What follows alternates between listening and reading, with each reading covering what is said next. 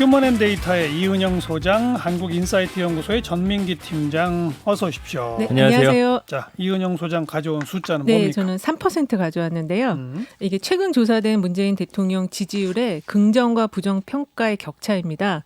3%는 지금 오차 범위 내에 있는 숫자이거든요. 예. 그래서 이 숫자를 가져왔어요. 그 지금 부정평가랑 긍정평가가 지금 거의 팽팽한 수준이어서 아직은 긍정이 좀 높아요? 높아요. 예, 높은데 이번 조사가 두 군데서 나왔는데 두 군데 조사가 이제 박원순 시장 사망 사건이 충분히 여론이 반영되지 않아서 다음이나 그 다음 조사 때는 이게 좀 그 부정평가, 긍정평가를 앞설 것으로 지금 예상을 하는 사람들이 많습니다. 이른바 데드크로스. 데드크로스. 예. 예. 그 반대말로 요새 골든 크로스라 그랬는데 예. 데드 크로스가 오기 직전에 지금 지지율 상황입니다. 네. YTN과 리얼미터가 7월 2주차 조사를 보면 긍정평가가 48.7%, 부정평가가 46.5%, 격차는 지금 2.2%고요. 갤럽도 긍정평가 47%, 부정평가 44%로 격차가 3% 정도 납니다. 그 긍정 부정이 지금 바짝 붙어 있는데요. 긍정평가 이유는 이제 갤럽 조사에서 보면은 코로나 대처를 잘해서가 29%, 최선을 다한다가 7%, 복지 확대 7%, 전반적으로 잘한다 7% 순으로 나타났고요. 부정의 이유는? 부정은 1위가 부동산 정책이에요. 25%. 부동산? 예. 민생 경제 해결 부족 의견도 11%로 나타났습니다. 이 갤럽 조사에서는 이런 긍정 부정 평가 문항 외에도 부동산 관련 문항들을 몇 가지 더 물어봤는데요. 네. 그 1년 후 집값 전망에 대해서 오를 거라는 의견이 61%, 하하. 내릴 예. 거는 12%였고요. 그다음에 현재 정부의 부동산 정책이 잘하느냐에 대해서는 잘한다는 의견이 17%, 잘 못한다가 64%로 나타났습니다. 네. 그런데 이제 부동산 시장에 대한 규제에 관해서 그리고 또 현재 부동산 세금 정책에 대해서 어떻게 해야 되느냐는 그 두 문항에 대해서는 다 현재보다 강화해야 된다거나 규제도 강화, 네, 세금도 올려라. 그게 50% 44%가 나와서 예. 현재 정부가 계속 고강대 정책을 펴고 있음에도 여론이 지금보다 더 강화해야 한다라는 의견이 나온 거에 대해서 좀 살펴볼 필요가 있을 것 같아요. 이번 갤럽 조사에는 7.10 대책의 내용이 반영이 안 됐을 수도 있죠. 좀 자세하게 설명이 안 됐었기 때문에 이런 결과가 나온 거 아닌가 그렇죠. 싶거든요. 네. 그렇지만 그래도 시장의 불만이 뭔지를 한번 좀 쿨다운 시킨 다음에 좀 지켜볼 필요가 살펴볼 필요가 있을 것 같습니다. 이번 그 7월 둘째 주 정도 조사에서는 아직 박원순 시장 건은 반영이 잘 안 됐고 부동산 대책은 반영이 됐는지 안 됐는지 분명하지가 않고 어쨌든 부정이 자꾸 높아지는 제일 큰 요인은 부동산 정책에 대한 실망이다. 예, 그리고 지금 저 지역과 연령별로 보면 수도권 50대가 갤럽 조사의 경우 한 8%, 7% 이렇게 빠졌거든요. 그리고 정당 성향별로도 볼 때는 진보 성향층에서 지금 정의당 지지율이 한 5.9% 정도인데 18.7%가 7%포인트가 빠졌어요. 그래서 최근 조문 전국화에서 대통령 조화 논란과 함께 그 노영민 대통령 비서실장의 집 매매 여파가 그렇죠. 영향을 미치지 않았을까 그렇게 분석되고 있습니다. 네. 빅데이터상 문재인 하면 어떻게 나옵니까? 지금 긍부정 비율이 28.6 대 50입니다. 부정 비율이 상당히 높고요. 그 연관어 보면 1위가 박원순 시장, 그다음에 2위가 화환, 부동산, 조화, 안희정 지사 이름 나오는데 그럼 뭐 박원순, 네. 화환, 조화, 안희정 전부 그 박원순 사망과 연관된 게 많네요. 그리고 이제 안희정 지사 상 당했을 때 또 조화 보냈다가 또 비난 여론이 좀 있었죠. 예. 그 외에는 지금 보면은 부동산이 1위예요. 그거는 여론조사랑 똑같습니다. 부동산 관련해서 좀 부정적인 언급들 상당히 많고요. 그다음에 이제 경제 이야기, 뭐 국회 이야기 이어지는데 결국에는 부동산과 경제라는 그 틀 안에서 지금 또 주변에서 일어나고 있는 여러 가지 일들이 또 부정적인 요소로 또 작용하고 있고요. 부정 감성어도 보면은 좀 뭐 무책임하다, 위선이다, 안타깝다, 공분 일으키다, 논란이다, 뭐 이런 단어들 보여지는데 지난 5월 10일에 저희가 이제 문재인 대통령 그때 4년차 지지율 조사하면서 빅데이터 반응 봤을 때만 하더라도 46.9 대 28.4였거든요. 긍정이 훨씬 높았어요? 네, 완전히 지금 반대로 뒤집혔고요. 그렇군요. 네, 지금 빅데이터 상의 반응은 여론조사보다도 좀 빠르게 그 부정적인 분위기가 올라오고 있습니다. 그러면 이제 다음 주 정도 되면 분명히 데드크로스가 올 것 같은데요? 네, 저도 좀 올 걸로 지금 전망을 하고 있는데요. 예. 일단 부동산 정책과 관련해서 한 거의 10명 중 한 6명 정도는 지금 계속 부정적 평가를 하고 있기 때문에 그렇죠. 예, 근데 이게 단시간에 해결될 문제가 아니다 보니까 올 것 같습니다. 네. 네. 자, 전 팀장 또 가져온 숫자는 43입니다. 이건 뭐예요? 그 해외 유입 확진자 맞아요. 예. 요즘 해외 유입 확진자가 국내 발생보다 많아졌죠. 많아요. 예, 13일 어제 이제 하루에만 43명의 해외 유입 확진자가 발견됐고 오늘도 보니까 19명인가요? 그래서 국내에서 확진자 발생한 것보다 더 많이 나타났거든요. 예. 그러니까 지금 어제 하루에만 43명은 이제 해외 유입 확진자가 나온 게 110일 만에 이제 최대치를 기록해서 해외 유입과 관련된 숫자입니다. 예. 왜 이 숫자를 가져오셨어요? 그 아무래도 코로나 관련해서 지금 국내에서는 상황이 좀 잡히고 있는 네. 거든요. 그래서 해외 유입과 관련해서는 국민들이 좀 어떤 시각을 갖고 있는가 좀 더 좀 강하게 해서 해외 유입을 좀 막는 아예 못 들어오게 막아야 되는 거 그런 좀 아니냐? 의견이 있지 않을까라는 생각에서 한번 좀 살펴봤고요. 네. 일단은 해외 유입과 관련해서 지난 일주일 동안 언급량이 한 2만 9천 건 정도 되고요. 긍부정 비율이 7.1대 46.3이어서 당연히 부정이 높겠죠. 그렇죠. 예, 뭐 좀 심각하다, 우려가 크다, 부담이다, 번지다, 감염되다, 긴장한다, 부담을 주고 있다 이런 단어들 예. 보여집니다. 한 달 전에는 24.2대 30.1이었어요. 그때만 하더라도 좀 물론 우려가 되지만 그래도 좀 예. 우리가 이제 관리가 가능한 정도의 수치라고 생각했던 것 그 같고요. 사이에 해외 유입 확진자가 많이 늘어나니까 네네. 부정 비율이 훨씬 높아진 거죠. 그렇습니다. 그래서 해외 유입 확진자 그러나 이제 뭐 정부에서는 아무래도 해외 유입은 그래도 우리가 좀 관리하기 좀 편하다라는 그런 인식들이 있어서 일단 전수 조사를 하고 맞습니다. 그다음에 음성이 나와도 2주간 격리를 네. 의무적으로 하고 그렇죠. 네. 매뉴얼화가 돼 있죠 지금. 그죠? 네.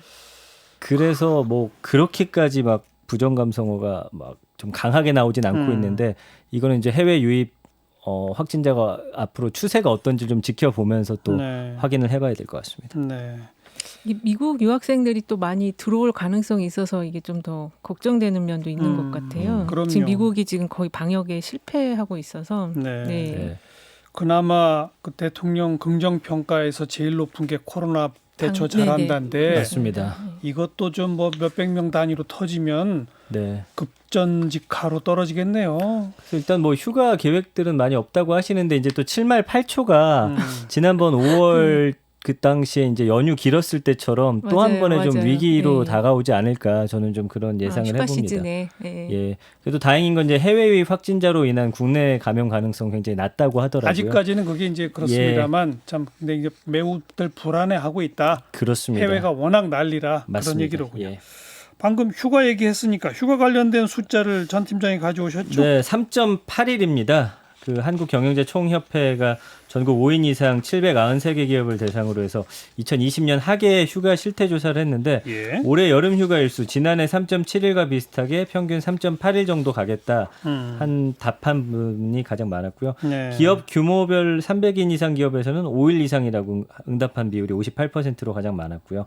300인 미만 기업은 3일이 51.2%였습니다. 그 올해 여름 휴가 일수가 지난해에 비해 늘어난 기업이 한 6.4% 정도 되더라고요. 네. 네. 되게 좀 적네. 휴가가 3일이면은 좀 짧은 거 아닐까요? 그렇죠. 네. 예, 뭐 보통 5일 정도 네. 가는 걸로 이제 두 분 다 생각들 하고 대기업 계십니다. 쪽에 계셔서 그런 거 아니에요? 아, 그런가요?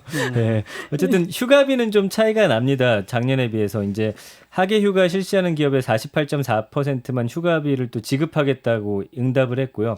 작년에 54.5%에 비해서 6.1% 포인트 감소한 것이고. 줄어들었어요? 네, 쓰는 액수도 제가 지난번에 설문조사 보니까 작년에 116만 원이었고 올해가 한 60만 원대로 기억이 되는데 네. 아무래도 국내로 가니까 해외 여행 안 가서 그런지 좀 예상되는 비용도 좀 적게 잡고 있더라고요. 예. 하계 휴가를 실시하는 기업 가운데 휴가비를 주는 곳은 항상 한 절반 안 되는군요. 그렇습니다. 예, 예. 그래서 아까 말씀드린 대로 300인 이상 기업은 56.7%, 미만 기업은 46.6%. 어쨌든 작년보다는 3.9% 포인트, 6.6% 포인트 감소를 했습니다. 300인 미만 기업에서 좀 감소폭이 더 컸고요. 네. 그래도 코로나 와중 때문에 뭐 거의들 휴가 계획조차 안 세울 거로 생각했는데 네. 그래도 3.81 네. 작년하고 거의 비슷한 응답. 그리고 빅데이터 상에서 그 변화가 좀 읽히는데요. 지난번에 이제 한번 소개해드렸었어요. 여름 휴가로 한번 했었어요. 예. 그때 긍부정 비율이 거의 한 3대 3 정도로 나왔습니다. 그래가지고 이게 가야 될지 좀 뭔가 찝찝하다 이런 반응이었는데 이제는 아예 코로나가 없어질 거라는 걸 포기한 상태에서 그래도 갈 건 가야겠다라는 좀 그런 마음들이 좀 많이 올라온 것 같아요. 그래서 긍부정 비율이 57.8 대 12.3이거든요. 긍정이 압도적이네요. 확 올라갔어요. 대신 스트레스가 많은가요? 예, 그렇지만 이제 대신 휴가의 키워드 자체가 안전이라는 게 좀 들어가서 펜션이나 풀빌라처럼 우리 가족들끼리만 있을 수 있는 곳, 바다를 가더라도 좀 거리를 유지하겠다, 마스크 쓰겠다 이런 반응들이 많거든요. 그래서 언급량도 한 38,000건 일주일 동안 나타났고요. 연관어도 보면은 2위가 코로나, 지난번에도 2위가 그렇죠. 코로나였거든요. 역시나 제주도랑 강원도 가장 많이 찾고 계시고요. 그다음에 뭐 예전엔 없던 단어가 이제 계획인데 이제는 슬슬 여름 휴가 그래도 가야지 않겠냐. 뭐 호캉스라든지 아니면 어쨌든 안전하게 갈 수 있는 방법을 좀 현실적으로 찾고 있다. 이런 것들이 빅데이터 그 상에서 방법이 보여집니다. 펜션이나 호텔에 대한 관심이네요. 맞습니다. 그리고 아까 말씀드린 데 풀빌라 아이들 있는 분들은 수영장 또 함께 쓰기가 약간 불안하니까 풀빌라 쪽으로 가시고 뭐 뉴스 보니까 캠핑이라는 키워드 차박 이런 것들도 많이 나타나고 있습니다. 아무래도 캠핑 가면은 그래도 텐트를 거리를 두고 쳐야 되기 때문에 그 안에서 좀 사회적 거리 두기가 가능하지 않을까라는 좀 생각들 많이 하시는 것 같아요. 그 언택트 관광이 그 숙박 예약 실적 통계에서 드러난다면서요? 네, 그 실제로 숙박 예약 플랫폼 야놀자에서 실제 여름 성수기 예약 데이터 바탕으로 해가지고 여름 휴가 트렌드를 분석했는데 국내 지역별 숙박 예약률이 강원도가 16.9%, 경기도 14.9%, 제주도, 부산 순으로 나왔는데 역시나 숙소 유형 1위가 펜션이었어요. 43.8%. 많이 나왔네요. 예, 아까 빅데이터 상에서도 펜션이 호텔보다 많이 나왔거든요. 2위가 호텔입니다. 그러니까 뭐 정리하자면 내 차 몰고 우리끼리 휴가 즐길 수 있는 곳으로 많이 떠나겠다. 예, 이런 상황이죠. 네. 그 유명 관광지 몇 곳에 그냥 바글바글 사람 모이고 바가지 요금 나오고 이런 것보다는 훨씬 좋네요. 맞습니다. 한적한 곳들 다들 찾아가면 전국에 골고루 돈이 퍼질 거 아니에요. 그죠? 그래서 지금 약간 강원도랑 제주도로 좀 많이 집중되고 있는데 그 잘 찾아보시면 뭐 전라도, 경상도, 충청도 많이 있거든요. 좀 분산돼서 좀 좋은 곳 찾으셨으면 좋겠어요. 근데 휴가는 좀 북적북적한데 가야 휴가 갔다 온 느낌이 났었는데. 그건 옛날 얘기죠. 맞아요. 하긴 근데 저희 같은 또래들은 전혀 상상이 안 되지만 젊은 층들은요. 아유 그 사람 많은데 왜 가? 그러면 대뜸 하는 대답이 사람 구경하러 가는 건데 이러더라고요. 사람이 또 너무 없으면 썰렁하긴 하더라고요. 맞아요. 휴가 느낌이 안 나요. 그러니까 이제 저희 또래는 사람 없는 곳, 경치 좋은 곳 찾는데 젊은 층들은 경치는 관계없고 사람 많은 곳. 근데 금년은 그러면 안 됩니다. 좋은데 좀 다녀오셔서 알려주십시오. 마지막으로 이은영 소장 가져온 숫자. 예, 저 500만 원 가져왔는데요. 500만 원? 예, 그 어린이 청소년 대상으로 그 어린이 되었을 때 월급 얼마 받고 싶냐 그랬더니 물어봤더니 500만 원이라는 응답이 가장 많이 나왔어요. 21.6%로. 청소년을 대상으로 조사했다고요? 예, 5명 중 1명이 이렇게 응답을 했는데요. 교육 콘텐츠 전문 회사인 스쿨잼이 청소년 268명을 대상으로 조사했는데요. 가장 어른이 되면 받고 싶은 월급이 1위가 500만 원, 2위가 300만 원, 15.3%, 3위가 1천만 원이었습니다. 그리고 생각보다 그렇게 많지는 않네요. 그러게요. 예, 아직 근데 이 아이들 청소년이다 보니까 뭘 잘 모르죠. 잘 뭘 모르니까 이게 어느 정도인지 감은 없이. 그다음에. 예. 그리고 부자가 되려면 10억 정도는 있어야 한다는 의견이 20.5%로 제일 높았고요. 1억 원이라는 응답이 19%, 1,000만 원이라는 응답이 10% 나왔습니다. 여기서 보니까 이제 청소년들이 진짜 뭘 모른다. 1억 원만 있으면 부자다. 그게 무려 20%, 19%. 1,000만 원만 있으면 부자다가 10%? 아이들 눈높이에서 1,000만 원은 어마어마한 그렇죠. 돈이군요. 네. 그다음에는요. 부자가 되는 방법에 대해서 물어봤는데요. 근로가 28.7%, 저축이 26.5%로 1, 2위를 다 차지해서 여긴 완전 정직하네요. 네, 아주 어른들이랑 다른 부분인데요.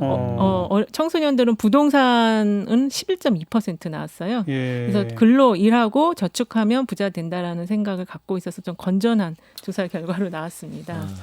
이게 어른들 대상으로 조사하면은 좀 근로 저축 별 안 나오죠. 안 나왔죠. 네. 주로 부동산 이런 거 나오죠. 부동산 55%인가 그때 나왔었거든요. 그죠? 예, 예. 그런데 어른들은 여론조사에 그렇게 응답하고 자기들도 가능하면 뭐 부동산 투자하려고 하면서 어린 자녀들한테는 네. 열심히 일하고 저축해야 부자 되는 거야. 그렇게 교육은 하나 이렇게 말했을 거예요. 틀림없이. 저희 부모님은 아직도 저한테 빨리 돈 모으라고 저축하라고 하세요. 맞는 얘기죠. 저축하셔야지. 저축할 돈이 없다고 매일 합니다. 그리고 저는 이 조사가 좀 특이했었는데 이제 우리 집은 부자라고 생각하나요?라고 물어봤는데 저는 청소년기에 우리 집은 부자 또는 중산층 이상이라고 생각을 했었거든요. 근데 이 질문에 75%가 부자가 아니라고 응답을 했어요. 예. 그래서 이것도 참 요새 청소년들이 좀 생각이 다르구나 그런 생각을 했습니다. 아무튼 이 열심히 일하고 저축을 잘해야 부자가 된다라고 믿는 청소년들 카페 참 우리 기성세대들이 좀 부끄러워지긴 하네요. 네. 근데 이 500만 원과 네. 관련한 또 다른 조사가 하나가 있는데요. 뭐예요? 올해 1월에 구인구직 매칭 플랫폼 사람인이 349개 기업을 대상으로 조사를 했거든요. 예. 월급 500만 원을 받으려면 소요 기간이 얼마나 되는지 조사를 했어요. 근데 이 500만 원이라는 게 그 실수령액 연봉으로 치면 한 7,400만 원 예. 정도 되거든요. 예. 그 기업에 조사를 했더니 평균 15.1년을 근무해야 그렇죠. 500만 원을 받는다고 답이 나왔거든요. 그렇죠. 그리고 이게 이제 기업 형태나 성별에 따라서도 그 연한 차이가 좀 있었는데 대기업은 한 11년 정도 근무하면 500만 원을 받고요. 중소기업은 15년 정도 근무하면 500만 원을 받아서 대기업이 조금 4년 정도 빠른 걸로 당연한 나왔어요. 얘기죠. 예. 그리고 남녀 차이도 나죠? 예, 남자는 평균 한 14년 9년 차. 그리고 여성은 16년 8년 차. 그래서 1.9년 한 2년 정도 남자가 더 빨리 먼저 받게 알겠습니다. 되고요. 전체 직원 중에서도 10명 중 1명이 500만 원을 받는 걸로 그렇게 나와 있더라고요. 그래서 대다수 직장인은 한 200만 원에서 300만 원대 월급을 받는 것으로 조사가 되었어요. 네. 여기까지 합시다. 휴먼앤데이터의 이은영 소장, 한국인사이트 연구소 전민기 팀장 수고하셨어요. 네, 고맙습니다. 감사합니다.